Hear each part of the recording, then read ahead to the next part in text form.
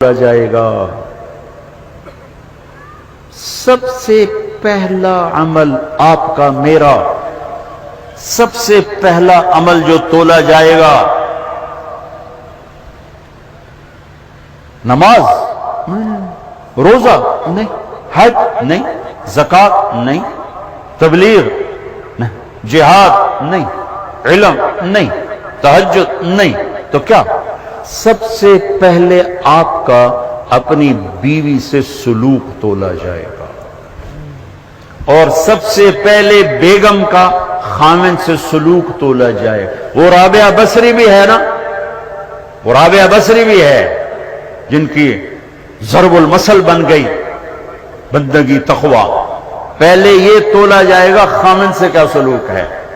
جنید بغدادی بن گئے، شیخ عبد القادر جیلانی بن گئے، خیر یہ تو وہ ہستی ہیں جن کا حساب بھی نہیں ہوگا انشاءاللہ، لیکن میں ویسے کہہ رہا ہوں کہ کوئی بندگی میں شیخ عبد القادر جیلانی قطب سبحانی رحمت اللہ علیہ کو پہنچ رہا ہے، کوئی جنید بغدادی کو پہنچ رہا ہے، لیکن جب تولا جائے گا تو پہلے بیوی سے سلوک تولا جائے گا۔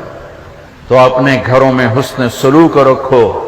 بیویوں سے کہتا ہوں خامدوں سے حسن، بیوی مسکرا کے ملے خامد کو جب وہ گھر آئے تھک کر، تو اس کو اللہ کے راستے میں جہاد کرنے کے آدھے کے برابر اجر ملتا ہے، آدھے کے برابر۔ تو اپنے گھروں کو خوبصورت بناؤ حسن سلوک کے ساتھ۔ طعنہ، طنز، بولیاں، وہ انسان نہیں جو عورت پہ ہاتھ اٹھائے۔ میرے نبی نے فرمایا اس میں کوئی خیر نہیں جو عورتوں پہ ہاتھ اٹھاتا ہو۔ آخری خطبے میں عورتوں کو حصہ دیا، بیویوں کو، خامدوں کو نہیں، عورتوں کو۔ استوصوا بالنساء خیرا، یہاں سے پیراگراف شروع ہوتا ہے اور لمبی عبارت آپ نے صرف عورتوں کے حقوق بیان فرمائے۔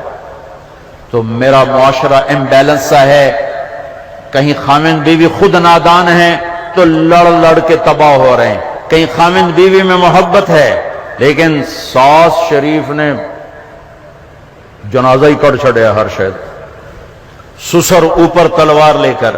ساس کا اپنا جبر ہے، سسر کا اپنا جبر ہے، نند کا الگ جبر ہے۔ کہیں بچے کے ماں باپ نے گھر برباد کیا ہوا ہے، کہیں بچی کے ماں باپ نے گھر برباد کیا ہوا ہے۔ ایک بچہ میرے پاس آیا، یہ ہم میاں بیوی لڑ پڑے تھے، اب ہم ملنا چاہتے ہیں لیکن دونوں کے والدین کہتے ہیں کبھی نہیں ملنے دیں گے، اب یہ قصہ ختم ہونا چاہیے اور ختم ہوگا، ہو گیا۔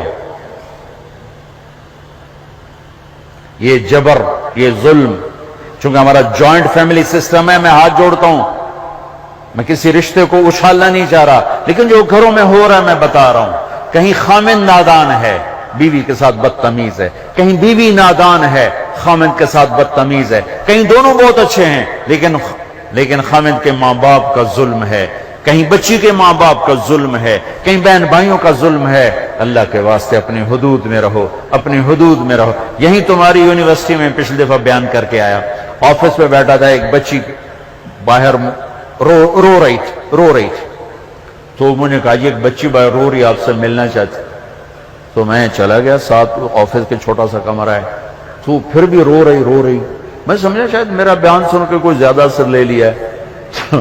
وہ کہنے لگی مولانا آپ عورتوں کے حقوق بیان کرتے ہیں لیکن آپ متعلقہ عورتوں کے تو کبھی نہیں بیان کرتے۔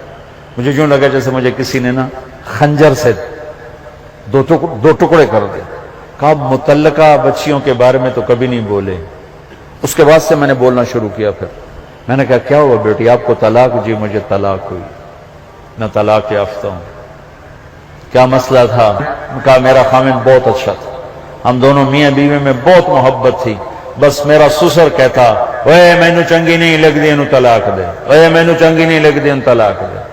تو 1 سال تک تو میرے خامن نے پریشر برداشت کیا، پھر اس نے کہا میں بہت مجبور ہوں، ماں باپ کا پریشر ہے، اور مجھے طلاق دے کے گھر بٹھا دیا۔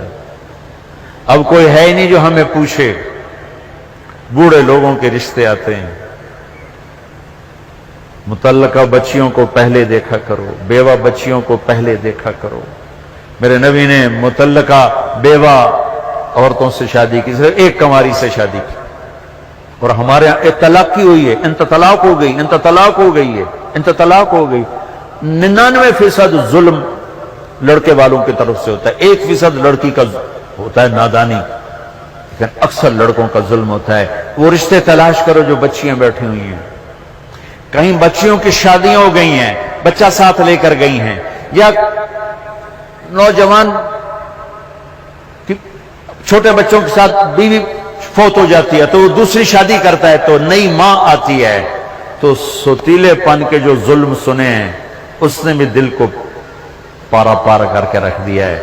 سوتیلے یتیم جب روتا ہے نا، جب یتیم روتا ہے تو اللہ کا عرش کانپ اٹھتا ہے، اللہ کا عرش کانپ اٹھتا ہے، اور اللہ تعالیٰ فرماتا ہے کس نے یتیم کو رلایا، کون ہے اس کے آنسو پوچھے اور میری رحمت کی چھاؤں میں آ جائے۔ جہاں کہیں باپ سوتیلا ہے، کہیں ماں سوتیلی ہے، اللہ کا واسطہ دیتا ہوں، اللہ کی رحمت کی چھاؤں میں آ جاؤ، سوتیلی اولاد سے حسن سلوک کر کے متعلقہ بچیوں کو پوچھو۔ اس کے بعد پھر یہ حدیث میں نے پڑھی تھی، بیان نہیں کرتا تھا، بھول گیا تھا، میرے نبی نے فرمایا تمہیں سب سے اعلیٰ درجے کا صدقہ بتاؤں، سب سے اعلیٰ درجے کا صدقہ بتاؤں، سب سے اعلیٰ درجے کا صدقہ؟ جی کیا؟ کہ جس کی بیٹی کو طلاق ہو گئی اور وہ گھر آ کے بیٹھ گئی، اس پہ خرچ کرنا سب سے اعلیٰ درجے کا صدقہ ہے۔ اللہ ایمان والی عورتوں کو جنت کی عورتوں پر بھی غالب کرے گا۔ یہ خوبصورت زندگی ہے، اور ایک چھوٹا سا کام سارے کر لو، بہت بڑا مجموعہ ماشاءاللہ، احباب جمع ہے، میر حال دل کہہ لے، ہاں پھر التفات دل دوستاں رہے نہ رہے۔ میں آپ سب نوجوانوں سے ایک مطالبہ کرتا ہوں، آج بیٹھے بیٹھے توبہ کر، توبہ کر، اللہ کی قسم، اللہ کی قسم آپ کہو گے نا یا اللہ میری توبہ، آپ ایسے نکلو گے گناہوں سے جیسے مکھن سے بال نکلتا، اور یوں پاک ہو جاؤ گے جیسے ماں کے پیٹ سے آج نکلے ہو۔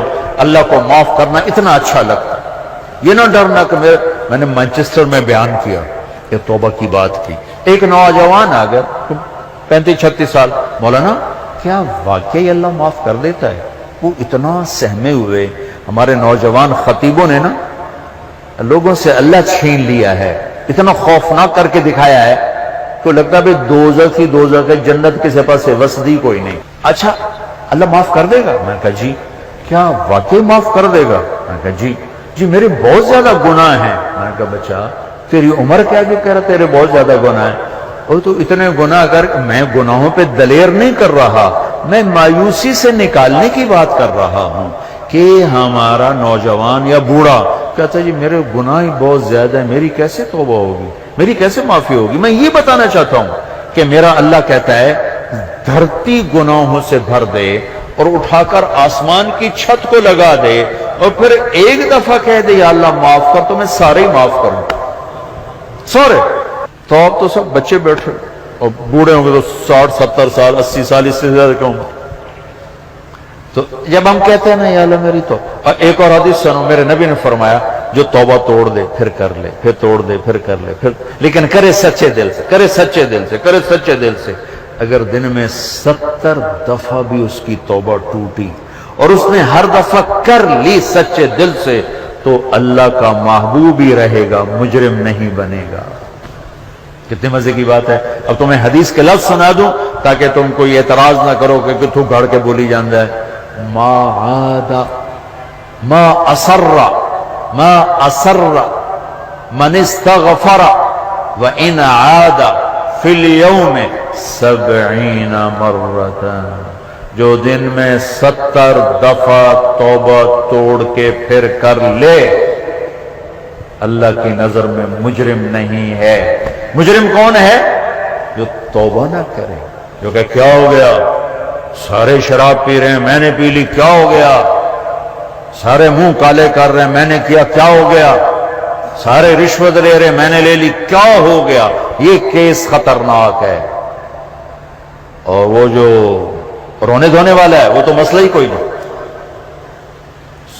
ساری زندگی کا گناہ ایک آنسو ایک آنسو ایک آنسو۔ توبہ کرتے ہو؟ کرتے ہو؟ میرے ساتھ کہو یا اللہ میری توبہ، پھر کہو یا اللہ میری توبہ، پھر کہو یا اللہ میری توبہ۔ لو 3 سیکنڈ میں اللہ نے آپ کے سارے گناہ معاف کر، اللہ کی قسم معاف کر دیے۔ اگر سچے دل سے ہے. بس اب علماء سے پوچھ لینا وہ کرنا کیا ہے. نمازیں چھوڑی اب کیا کرنا ہے, روزے چھوڑے اب کیا کرنا ہے, زکوٰۃ چھوڑی اب کیا کرنا ہے, لوگوں کے حق ضائع کیے اب کیا کرنا ہے.